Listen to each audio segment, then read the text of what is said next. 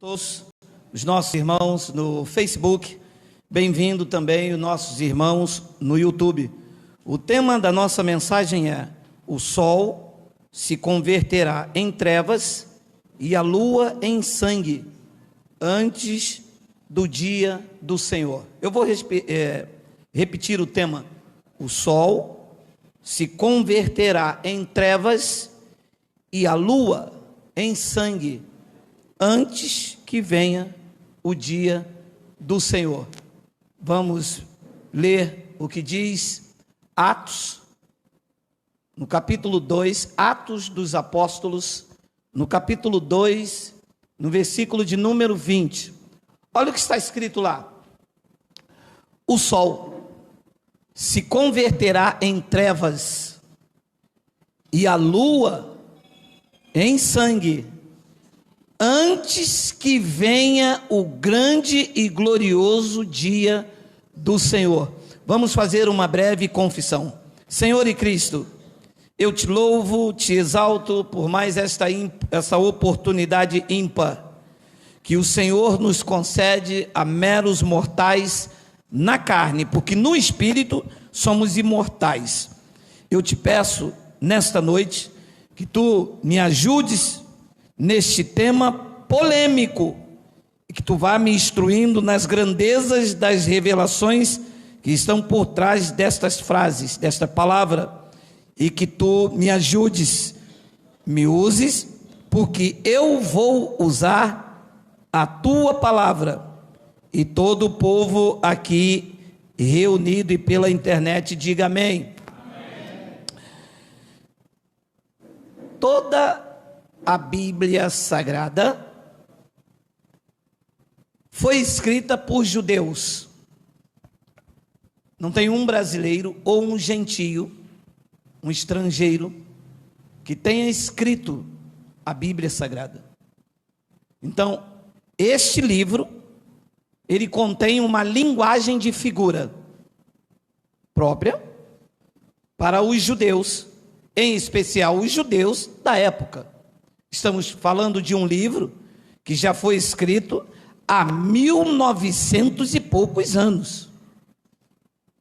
Então, a capacidade de entendimento não é o mesmo de hoje. Eu, um semi-analfabeto, seria um professor naquela época. As pessoas não tinha pedagogia, não tinha essas coisas. Então, os cristãos do século 20, 21, estão com seus entendimentos engessados, porque pegam tudo de forma literal. Quantos dos senhores já não falaram, ou não esperam, o sol ficar em trevas e a lua virar sangue? Um do abençoado me disse: a sua tese está errônea, porque o sol não ficou negro. O senhor tem como me mostrar alguém que viu o sol ficar escuro? Tem registro na história em que a lua virou sangue? Ou o senhor não acredita na palavra de Deus? Eu acredito, só que eu não tenho a mente engessada. Este é um livro que foi escrito de judeu para o judeu. Um único que escreveu para os gentios também era judeu e não usou uma linguagem de figura nas suas cartas, que foi Paulo. Paulo não fala de inferno, porque inferno quer dizer sepultura. Paulo não usa essa terminologia. Paulo não fala de sol ficar escuro, de lua. Paulo não usa essa terminologia, porque embora sendo judeus e conhecendo essa expressão, a sua mensagem era para os gentios, que têm uma outra linguagem. Então, essa era uma expressão muito conhecida e também entendida entre os judeus. Essa expressão aqui, o sol se converterá em trevas e a lua em sangue, antes que venha o grande e glorioso dia do Senhor. Significa que antes do dia do Senhor acontecer, antes da volta do Jesus voltar, o Filho do Homem, o que é que iria acontecer? Quais os sinais que deveriam acontecer?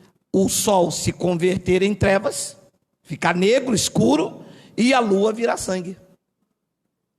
Só que os cristãos da atualidade, que veem isso de forma literal, estão esperando o astro, o sol amarelo, ficar preto, e a lua clarinha ficar vermelha. Por quê? Porque pegam isso de forma literal. Então, esta linguagem de figura era própria para os judeus, e ela não é uma linguagem apocalíptica, ela é uma linguagem que está em toda a Bíblia Sagrada. Olha lá o que disse Jesus de Nazaré, Mateus 24, versículo 19, olha aí. Ai da que estiverem grávidas e da que amamentarem naqueles dias. 20, orai para que a vossa fuga não se dê no inverno e nem no sábado. Vamos ler até onde está. Porque nesse tempo haverá grande tribulação, como desde o princípio do mundo até agora não havia e nem haverá jamais. Não tivesse aqueles dias sido abreviados, ninguém seria salvo. Mas por causa dos escolhidos, tais dias serão abreviados. 23. Então alguém vos disser, eis aqui o Cristo, ou ei-lo ali, não acrediteis. 24. Porque surgirão cristos e falsos profetas, operando grandes sinais e prodígios para enganar, se possível, os próprios eleitos. 25. Vede que vos tenho predito. 6. Portanto, se vos disserem, eis que ele está no deserto, não saiais, ou ele no interior da casa, não acrediteis. 27. Porque assim como o relâmpago sai do oriente e se mostra até no ocidente, assim há de ser a vinda do Filho do Homem. 8. Onde estiver o cadáver, se ajuntarão os abutres. 9. Logo em seguida, a tribulação daqueles dias. Leia. O sol escurecerá, a lua não dará a sua claridade, e as estrelas cairão do firmamento, e os poderes do céu serão abalados. Então, esta linguagem de figura está sendo usada em Atos, está sendo usado por Jesus de Nazaré, que era judeu, e também foi usado por João lá no Apocalipse. Olha lá, Apocalipse capítulo 6, versículo 12. Vi quando o cordeiro abriu o sexto selo, e sobreveio o grande terremoto, o sol se tornou negro como um saco de crina, e a lua toda, disse João lá em Apocalipse, como sangue. Tem um 13? Tem um 13? As estrelas do céu caíram pela terra como a figueira, quando abalado pelo vento forte, deixa cair os seus figos verdes. Então, se eu pego isto de forma literal, e isto está na Bíblia toda inteira, eu vou ter que esperar o sol ficar negro e a lua virar sangue. Então, esses elementos eram usados como metáfora. Isto não é literal. O sol não vai ficar negro, nem nunca ficou. A lua nunca vai ficar sangue, nem nunca ficará, nem nunca ficou. Então, essas são linguagens de figura, são metáforas. Sol, lua, estrelas, era usado pelos judeus para simbolizar governo, autoridade. Alguns patriarcas eram chamados assim. O próprio Deus em Salmos, digita para mim, Miguel, por favor, que hoje tu está querendo, Salmos 84, 11. Olha aí, olha isso, olha a metáfora, olha aí. Salmos de número 84, 11. Tem aí? Tem? Porque o Senhor, Deus é o quê? Deus é o sol? Isso é uma linguagem de figura, porque Deus não é o sol. Se Deus for o sol, Deus vai ter que ficar negro, porque o sol vai ficar negro. Então era uma linguagem de figura entre os judeus, uma metáfora para mostrar governo, autoridades, pessoas, os justos. Olha o que diz Gênesis capítulo 1, versículo 16 e 18. Olha aí. Fez Deus os dois grandes luzeiros, o maior para governar o dia. Olha, então o sol é visto diante dos judeus como governo, metáfora para o que é governo, e o menor para governar a noite, a lua. Então Deus fez esses elementos, e a partir disto aqui, os judeus usaram esses elementos para usar metaforicamente. Como o sol ali era governo, eles disseram: o Senhor Deus é o sol. Você está entendendo essa altura do campeonato?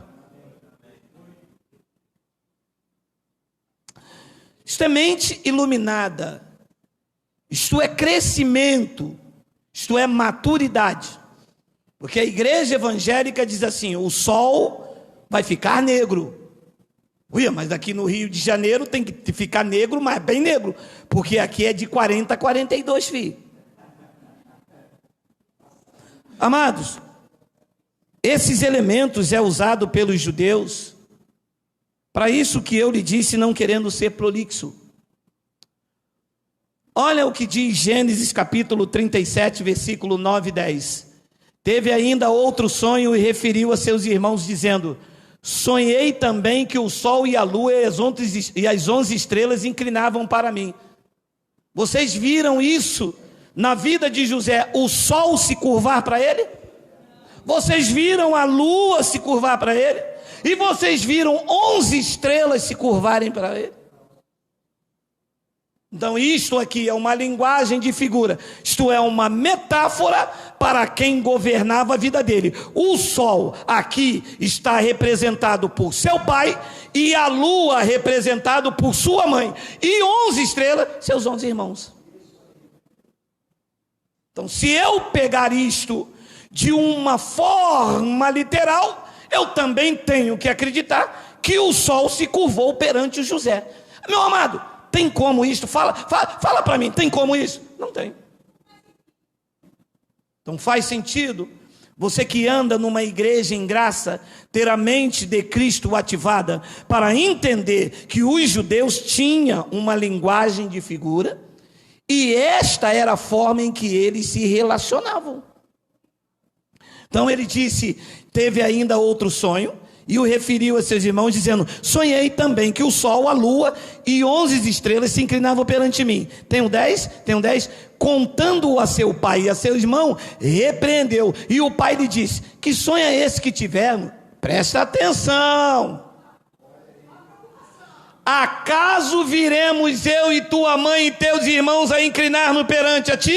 Como era uma linguagem de figura, eles estavam entendendo que o sol era o pai, a lua era a mãe e as estrelas eram quem? Mas os crentes não entendem, não têm a mente de Cristo ativada. E o Senhor descobre isto como? Coisando. Eu vou coisando para explicar para os senhores. Ainda tem mais uma passagem em Juízes capítulo 5, versículo de número 29. Está aí digitado? Tem aí ou tem que digitar, Miguel? Tem aí? Olha lá. Juízes capítulo 5, é isto mesmo, Miguel? Tem certeza? Não sei se é isso não, hein? A mais sábia das suas damas responderam, e até ela a si mesmo respondia. 30, eu acho que é o versículo 20, Miguel. Não é Juízes 5, 29, é Juízes 5, 19. Coloca aí, 5, 19. Vieram reis e pelejaram os reis de Canaã em Taanaque, juntos às águas de Megido, porém não levaram nenhum despojo de prata. 20, desde os céus pelejaram as estrelas como Cícera. Então, é para pegar de forma literal, ou essas estrelas aqui estão representando os justos, como lá representavam os irmãos de José? Porque a estrela não pode vir batalhar contra o chefe lá, do exército. Pode? Você está entendendo o que nós queremos passar para o teu crescimento? Que lua, sol, estrelas, não é de forma literal, é uma metáfora para falar de governos, de autoridade. Você começa a entender isto? Então, o que quer dizer essa expressão, o sol se converterá em trevas e a lua em sangue? Isto tem a ver com mudança de governo. Porque assim como Jesus vir as nuvens é juízo para o povo judeu, sol se tornar negro e lua em sangue significava para os judeus mudança de governo. Ora, o pai de José e sua mãe eram governantes sobre a sua vida. Eles iriam se inclinar. O governo ficaria na mão de José e eles teriam que reconhecer o novo governo que José teria, porque Deus o iria colocar como governador. Uma vez que José fosse governador, os pais, mesmo tendo autoridade patriarcal, teria que se curvar perante José. Então, o sol ficar negro e a lua em sangue significava, na língua dos judeus, mudança de governo. Vamos ler Isaías capítulo 13, versículo de número 1. Sentença que numa visão recebeu Isaías, filho de Amós, contra a Babilônia. Então, o que é que nós vamos descobrir nesse texto? Que do versículo 1 ao 9 é muito longo, mas você lê na sua casa, bebendo aquela limonada em paz, senão nós vamos perder tempo. Do versículo 1 ao 9 é muito extenso, mas você lê na sua casa. Eu coloquei o versículo 1 para você entender que Deus está trazendo uma sentença contra a Babilônia, e esta sentença resultará na troca de governo. Está aqui o governo da Babilônia, vai entrar o governo dos medos. Vamos ler no versículo 9. Do 1 ao 9 você lê na sua casa. Vamos ler no 9. Eis que vem o dia do Senhor. Não era para julgar Jerusalém. Este dia aqui ia julgar Babilônia. Dia cruel, com ira e ardente furor, para converter a terra em assolação e dela destruir os pecadores. 10. Porque as estrelas e as constelações dos céus não darão a sua luz. Olha a linguagem de figura. O sol logo ao nascer se escurecerá. Está entendendo? Isto aqui é contra quem? Babilônia. E a lua não fará resplandecer a sua luz. Está vendo aí? Versículo 11. 11, tem 11? Castigarei o mundo por causa da sua maldade e o perverso, por causa da sua iniquidade. Farei cessar a arrogância dos atrevidos e abaterei a soberba dos violentos. 12. Farei que os homens sejam mais escassos do que o ouro puro, mais raros do que o ouro de Ofir. 13. Portanto, farei estremecer os céus e a terra será sacudida do seu lugar, por causa da ira do Senhor dos Exércitos e por causa do dia do seu ardente furor. 14. Cada um será como a gazela que foge, como um rebanho que ninguém recolhe. Cada um voltará para o seu povo e cada um fugirá para a sua terra. 15. Quem for achado será traspassado e aquele que for apanhado cairá a espada. 16. Suas crianças serão esmagadas perante eles, a sua casa será saqueada e sua mulher violada. Isto é uma sentença contra quem? Babilônia. 18, 17. Eis que eu despertarei contra eles os medos, que não farão caso de prata, nem tampouco desejarão ouro. O que Deus disse? Quando eu me vingar e trazer uma sentença contra a Babilônia, o sol vai se escurecer, a lua não vai dar a claridade e as estrelas do céu cairão. O que é que estava acontecendo? Uma troca de governo. Então, a Babilônia seria mudada e quem é que ocuparia o governo? Os medos.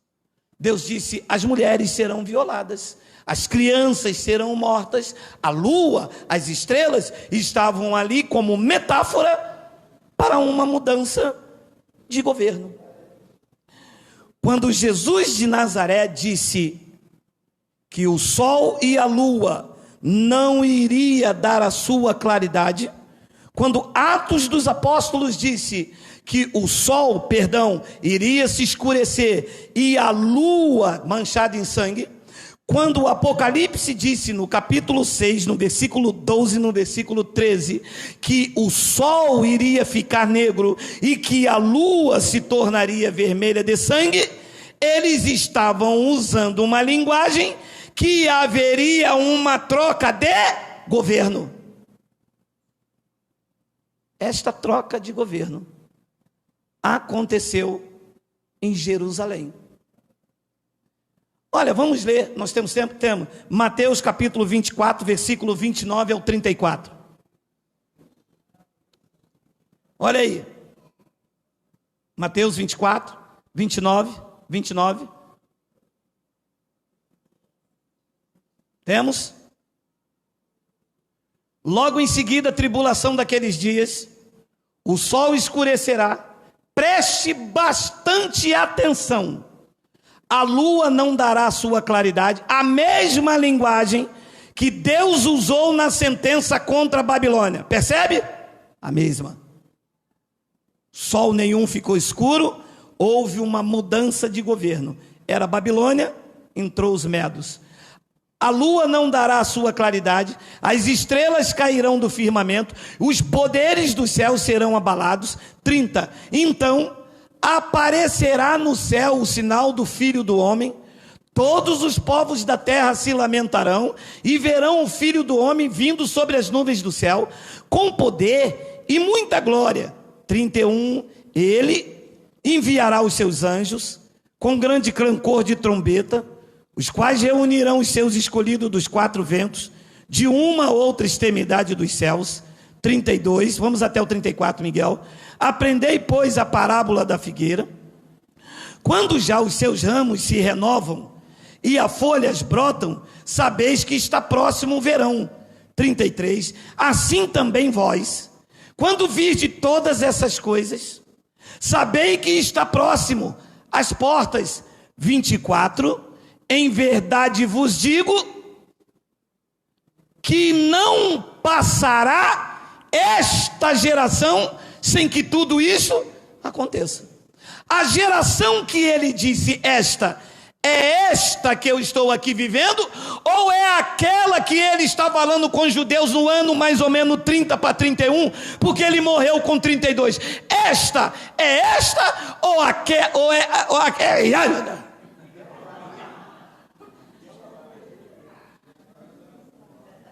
Será que é ele, meu amado? Você entende? Então ele está dizendo que quando o sol escurecer, a lua, tudo isso ia acontecer dentro daquela geração. Isto quer dizer uma troca de governo. E o que é que aconteceu naquela geração? Roma invadiu Jerusalém. O templo lá em Jerusalém caiu. Então, a antiga aliança seria totalmente removida. Porque no ano 70, o templo ainda estava de pé. E se o templo estava de pé, as pessoas ainda iam ao templo oferecer sacrifício. Ainda havia sacerdote, ainda havia levitas, ainda havia o dízimo, e o pacto estava cruzado, não era 100% graça ainda. Na cruz, Cristo pôs fim à lei espiritual. Em termos espirituais, os sacrifícios já não removiam mais pecado, porque Cristo anulou na cruz. Em termos espirituais, nada, nenhuma oferta ou ablução resolveria mais, porque todos estavam aperfeiçoados em Cristo, mas o templo estava de pé, e ainda existia a lei física. O que precisava ser feito? Uma mudança de governo. Quando é que o governo mudaria?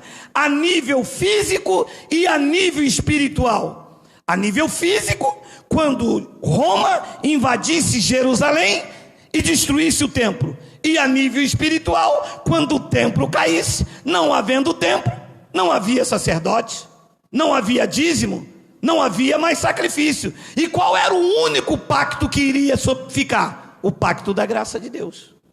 Então, nos dias de Paulo, os pactos estavam cruzados. Nos dias de Paulo, não havia uma única aliança, havia duas: a lei, o templo de pé, e a graça sendo pregada por Paulo. Então, o que precisava fazer? O sol precisava ser escurecido, a lua precisava ser manchada de sangue. E quem era o sol que iria se escurecer? O templo lá em Jerusalém, porque o templo em Jerusalém era o sol da justiça para os judeus, a maior representação. Era lá no templo em que a glória de Deus brilhava para os judeus. O templo era o sol para os judeus. E quem era a lua que ficou manchada de sangue na invasão de Roma? A cidade santa. Com a carnificina, com a matança, a lua não deu mais a sua claridade. A cidade santa foi tomada, foi envergonhada. E uma vez que o sol se escureceu, a referência dos judeus ficou negro, caiu, sucumbiu, a lua manchada de sangue. Quem é que reinou absoluto? A graça. Então, antes de Jesus trazer o juízo sobre os judeus, o sol se escureceu. O templo, a referência da glória dos judeus, o maior símbolo da lei, caiu. O sol ficou escuro. E a cidade santa ficou manchada de sangue com a carnificina. A antiga aliança então foi totalmente removida, enrolada como um pergaminho, sofreu dissolução com os incêndios em Jerusalém. A antiga aliança estava desmoronando, seu símbolo maior de justiça. O templo estava às escuras, sem o brilho de outrora. Jerusalém, a cidade santa, manchada de sangue. Mas quando tudo parecia perdido, o governo surge no cenário espiritual. E então, a palavra de Apocalipse, capítulo 12, explica a mudança de governo. Olha lá, viu-se um grande sinal no céu, a saber, a mulher vestida do sol, com a lua debaixo dos pés, e uma coroa de 12 estrelas na cabeça. Olha que lindo isto. Versículo 2: que achando-se grávida, grita com dores de partos, sofrendo tormentos para dar à luz. Que mulher é esta? Bota lá no 1. Diz que a mulher, a esposa de Cristo, estava vestida do sol. Como mudou o governo, o sol não era mais o templo de Jerusalém. O sol agora era o sol da justiça, que ela estava vestida como a mulher de Cristo. Malaquias capítulo 4, versículo 1 e 2, depois a gente volta para aí, Miguel, bota lá. Pois eis que vem o dia, e arde como fornalha, todos os soberbos e todos os que cometem perversidade serão como restolho. O dia que vem os abrasará, diz o Senhor dos Exércitos, de sorte que não lhe deixará raiz nem ramos. 2, mas para vós outros, que temeis o meu nome, nascerá o sol da E a mulher se vestiu dele, porque a mulher lá em Apocalipse 12 é a esposa de Cristo.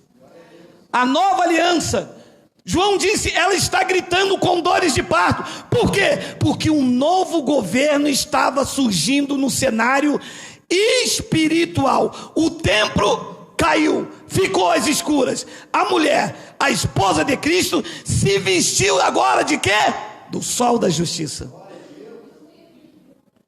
Diz lá em Apocalipse capítulo 12, versículo número 1, que esta mulher agora vestida do sol, não é mais o sol negro, estava com a lua debaixo dos pés. Quem era a lua? A antiga aliança, que com o seu calendário lunar deixou de reinar absoluta. Estava debaixo dos pés da mulher. A velha aliança acabou.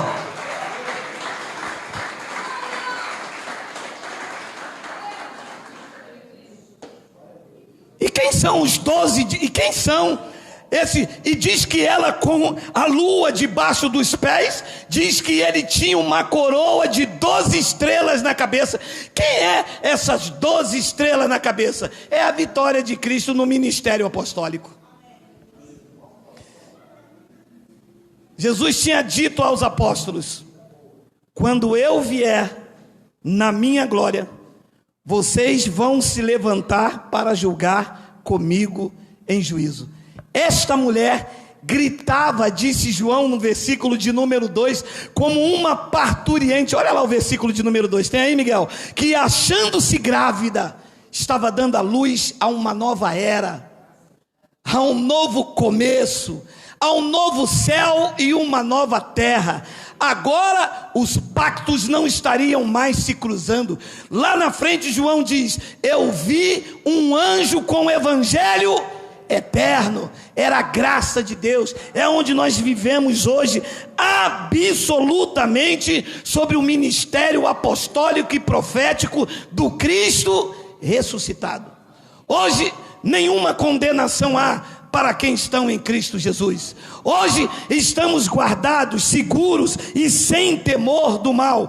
O governo mudou, a nova aliança chegou, a lei acabou definitivamente e se cumpriu o que Paulo disse em Hebreus capítulo 10, versículo 7 ao 9. Olha lá, então eu disse: eis aqui estou, no rolo de livro está escrito a meu respeito, para fazer, ó Deus, a tua vontade. 8, depois de dizer como acima, sacrifícios e oferta não quisestes, nem holocausto e obrações pelo pecado, nem com isto te deleitasses, coisas que se oferecem segundo a lei. 9, então acrescentou: eis aqui estou para fazer, ó Deus, a tua vontade. Leia: remove o primeiro para estabelecer o segundo. Foi quando o sol se escureceu, a lua ficou em sangue. Isto quer dizer o que na linguagem dos judeus? Mudança de governo. Ele diz: tu tira o primeiro, e tirou, para estabelecer o segundo, e está estabelecido. Hoje a graça reina absolutamente. Diga glória a Deus.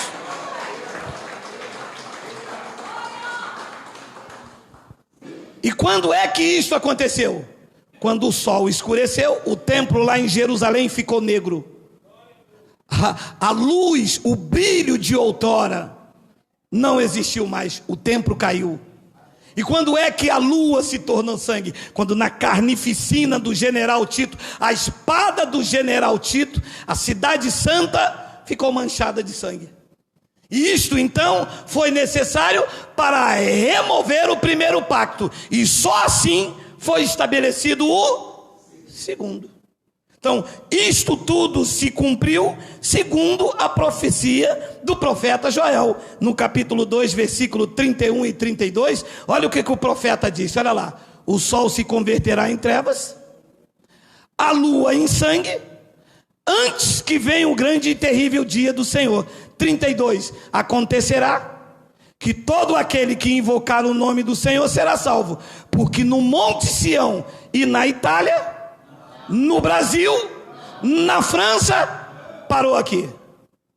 Então, o evento era global ou era um evento que aconteceria em Jerusalém? Então, o que o profeta Joel está profetizando é o que aconteceu? Sim. Ele disse: acontecerá que todo aquele que invocar o nome do Senhor será salvo, porque no Monte Sião e em Jerusalém estarão os que forem salvos, como o Senhor prometeu, e entre os sobreviventes, aqueles que o Senhor chamar. Então o pau quebrou lá em Jerusalém, e Deus permaneceu com vida aqueles que ele quis que ficasse, para dar sequência a uma nova geração. Hebreus, capítulo de número 12, versículo de número 26 ao 29, Paulo diz algo interessantíssimo. Olha lá. Aquele cuja voz abalou então a terra, agora, porém, ele promete dizendo: ainda uma vez por todas, farei abalar não só a terra, mas também o céu. 27. Ora, esta palavra, ainda uma vez por todas, significa a remoção dessas coisas abaladas, como tinham sido feitas, para que as coisas que não são abaladas permaneçam. Então Paulo está dizendo: olha, quando Deus fazer abalar a terra, as coisas, vai acontecer a remoção de coisas abaladas. Queridos, a graça de Deus só veio de forma límpida, pura, cristalina, quando o templo em Jerusalém caiu.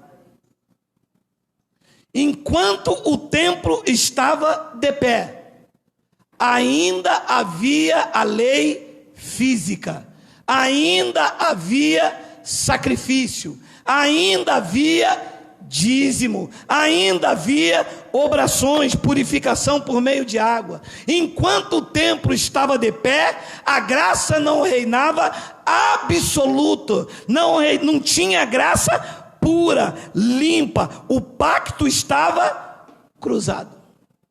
Só que quase 2000 anos se passaram. Os homens estão querendo levantar o templo novamente.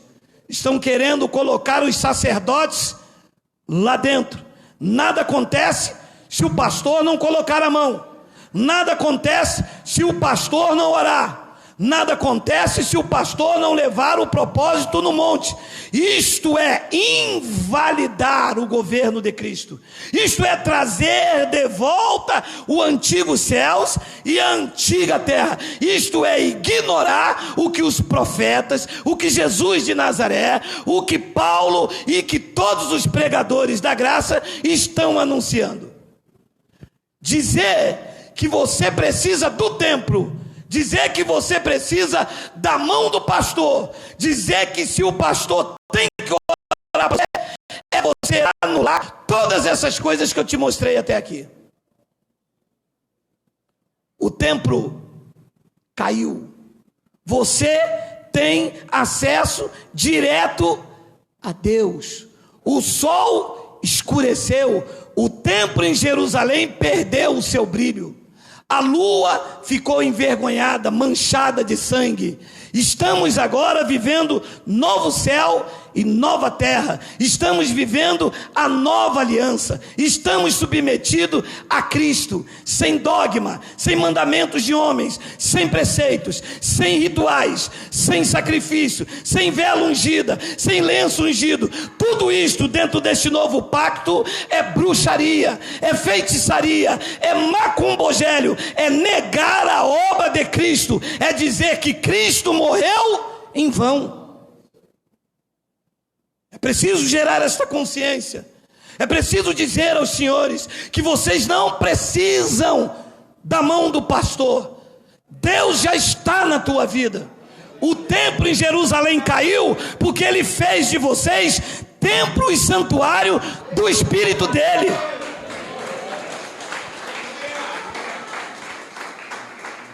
É preciso te conduzir até esse estágio para para você entender isto.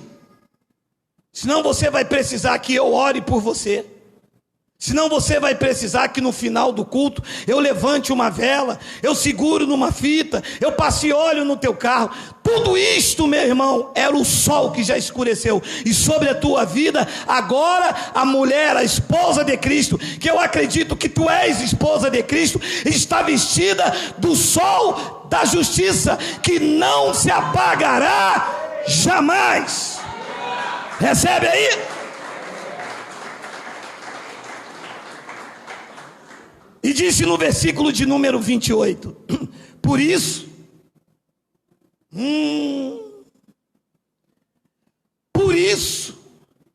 recebendo nós um reino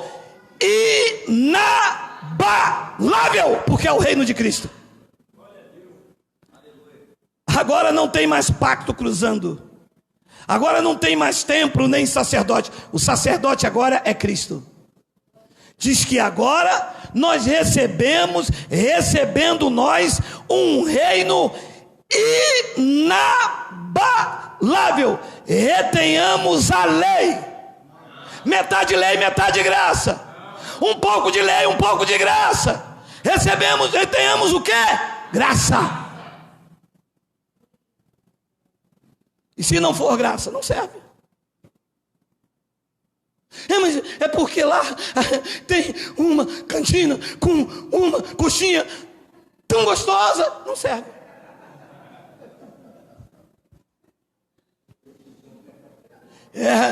Mas eu estou lá por causa das irmãs. Oh, meu amado, não faça isso. Não fique aqui por causa da minha gravata. Não fique aqui por causa dos meus lindos olhos cuscuz. Fique onde tem um alimento para a sua vida, onde você cresça na graça e no conhecimento, onde as pessoas respeitam a tua vida espiritual. Não fique em lugar nenhum por causa de ninguém, meu amado, porque os homens vão acabar te decepcionando. Se você honrar os homens te decepcionarão. Mas se você honrar a Cristo, Cristo te exaltará. É para reter a graça, pelo qual sirvamos a Deus de modo agradável, com reverência e um santo temor. E o abençoado me disse assim: mas viver a graça é muito fácil, porque você sabe que da palma da mão do Pai ninguém te arrebata. Então você pode fazer o que quiser. O abençoado, esse é um motivo que eu sei que eu não posso fazer o que eu quero. Quando eu estava na lei, eu pensava assim: se eu errar, eu vou lá no mundo, danço um bamba, bamba, bamba, e depois eu volto e peço perdão. Hoje eu não saio da mão dele, abençoado. Se eu errar, é disciplina, é correção e açoite. Ele disse ao profeta: não há ninguém que faça alguém escapar das minhas mãos. Quando eu agir, ninguém me impede. Pelo contrário, porque eu sei que eu estou em graça, abençoado. Eu, quando boto o pé lá para dançar um Michael Jackson, ele diz: Gerardo, doido. Em graça eu aprendi que aquilo que eu semear, isto eu vou colher. E eu vou contra mim mesmo, abençoado. Na lei não me falaram isso. Então o que eu fazia? Quando eu errava, eu fazia um jejum, 3 Pai Nosso, 4 Ave Maria, credo em cruz.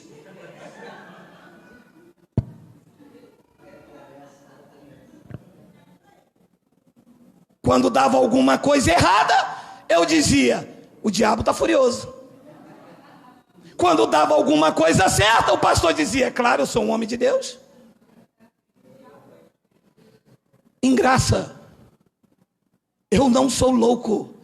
Aquilo que o homem semear, isto mesmo ele colherá, abençoado. Então não é fácil. Porque se eu, olha, pelo qual sirvamos a Deus de modo agradável, com reverência e um santo temor. Por quê? Disse Paulo no versículo de número 29, porque o nosso Deus é um fogo consumidor, e já me consumiu. Se você pegar de forma literal, você não entende, mas que tu sabes que a tua consciência aqui fica ardendo, meu irmão. Eu não sei você, mas eu já passei por esse fogo consumidor, que eu viro na cama para um lado, viro na cama para o outro, levanto, vou lá, bebo água, e come pastel, e toma que suco, e vira para lá. A mulher de lá diz assim, fogo consumidor, né, Gerardo? Amados, nós estamos vivendo a nova aliança. Você sabe o que quer dizer isto? Não há pecado sobre a tua vida, mas não lhe dá o direito de você usar o seu corpo como um instrumento de libertinagem. Não há condenação sobre a tua vida, mas não dá direito de você anular o sacrifício de Cristo. Nada te separa da palma da mão do Pai, mas isso não te dá o direito de viver com falsos testemunhos. A graça está estabelecida, o reino inabalável. Se viveres em obediência, reinarás em vida e andarás em perfeita vitória. Se usar isto para dar lugar à sua carne, viverás nessa terra sendo disciplinado. Mas deixa eu te falar uma coisa: vai viver apanhando, porque abrir mão de você, ele não vai abrir.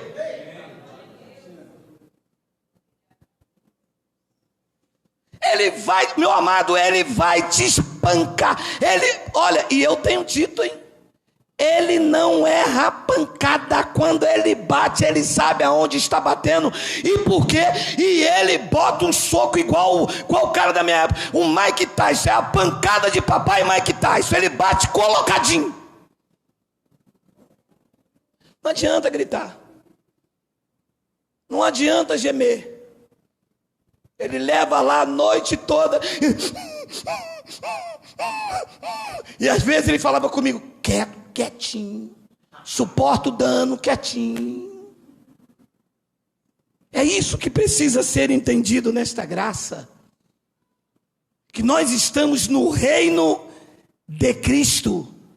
Ele nos tirou do império das trevas, do domínio das trevas, da lei mosaica, da condenação, do dente por dente, do olho por olho, do pagar o preço, do ritual, do toma lá da cá. Ele nos tirou de tudo isso. E disse Paulo, digita para mim, Miguel, em Colossenses 1,13, tem aí, Miguel. Olha, Miguel, que eu posso escurecer o sol na tua vida, hein?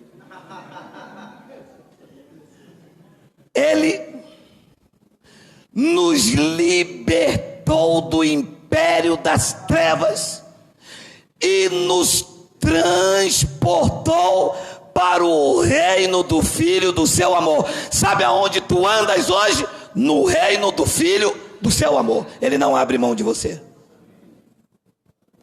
Meu amado, é aqui que tu andas.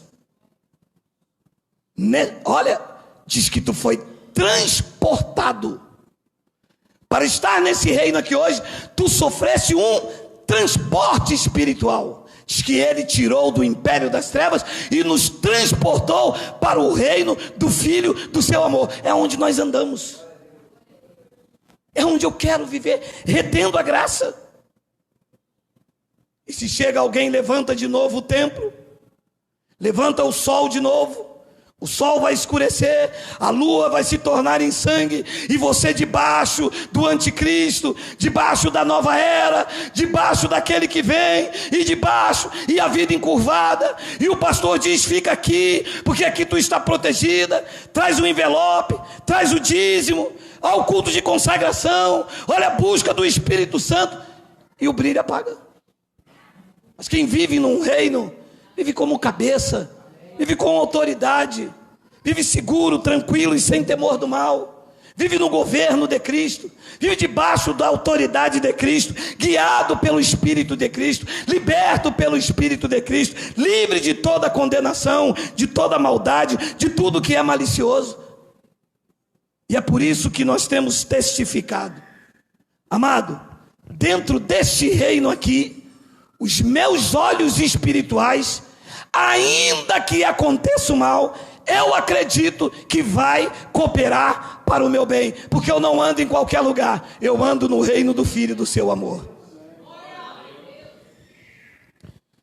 Entender isto, que o sol já escureceu, que a lua já ficou vermelha, e que tu andas agora no sol da justiça, é entender que enquanto tu viver nesta terra, Cristo estará no governo da sua vida.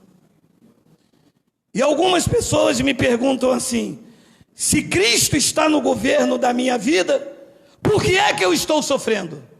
Porque você não anda no governo de Cristo, você anda no governo do homem. Não pode cortar cabelo e estar no governo de Cristo ou do homem, porque Cristo não proibiu você de fazer isto. Mas é pecado para quem? Neste reino, ele não disse isto. Ele tirou dessas trevas. Neste reino aqui, ele não disse isto. Neste reino, ele te disse o seguinte: para a liberdade foi que Cristo te libertou, mas não useis dessa liberdade para dar lugar a... Então é uma liberdade controlada. Eu tenho uma liberdade controlada. Eu posso ir à praia? Posso, mas eu não vou numa praia de topless. Eu não vou botar uma prancha de surf, pegar uma parafina, botar em cima lá o cabelo cachorro e gritar: se a canoa não virar, olê, olê. Eu não vou fazer isso. É uma liberdade controlada. Todas as coisas me são lícitas, mas nem todas as coisas me convêm. Todas as coisas me são lícitas, mas eu não me deixarei dominar, porque é uma liberdade controlada. Eu estou no reino, é a graça pura. Não há templos sobre a minha vida. Eu não sirvo a templos. Não, que se eu não vir o culto, o sacerdote vai falar. E se eu não vim para a escola dominical, ou se eu... Isso é levantar o sol sobre a minha vida. Não há sol, o sol escureceu, a lua ficou manchada, e o que aparece agora no cenário espiritual é a mulher vestida de sol. É a igreja de Cristo com o sol da justiça, com a graça divina. É o perdão eterno, é o pecado anulado, é a vida justificada, é o cristão reinando em vida. Nenhuma condenação há para aqueles que estão em Cristo Jesus, porque a lei do pecado e da morte, a lei do espírito de vida em Cristo já... Tem aí, Miguel, coloca para mim, por favor. Coloca. Já estamos terminando, 5 minutos, olha aí. Nada, hoje é quarta-feira, que suco. Olha lá. Temos, Miguel? Romanos capítulo 8, versículo 1 e 2, olha aí. Não temos? Coisou? Miguel, vou escurecer a lua, não é possível. Agora, pois, isso é um clássico entre nós. Meia condenação há. Não tem. Acabou. Condenação zero. Culpa zero. Eu vejo as pessoas dia de domingo chegarem aqui, uns pela primeira vez, outros nos conhecem pela internet, mas você vê o fardo pesado, o sol negro sobre a sua vida, cheia de condenação. Sim, senhor, sim, senhor, sim, senhor. Olha, o medo de sorrir, medo de ser feliz, porque da onde vieram, a condenação era tanta, a acusação, o dedo em riste, a ameaça. Era lei, era dente por dente, era olho por olho. Vai para o inferno, Deus vai soltar a mão, miserável, pó da terra, gafanhoto. Isto é o sol negro. Não deu o dízimo, não vai cear, não vai batizar, não é casado, está em disciplina, está em pecado. Deus me mostra alguém aqui no engano. Deus está me dizendo, e Deus está me dizendo aquilo. Levantou-se um profeta, Rita, passa lá para trás, passa lá para trás. Agora, já nenhuma condenação há para os que estão em Cristo Jesus. 2, porque a lei do Espírito da vida em Cristo Jesus te livrará, te livrou. Diga, estamos livres.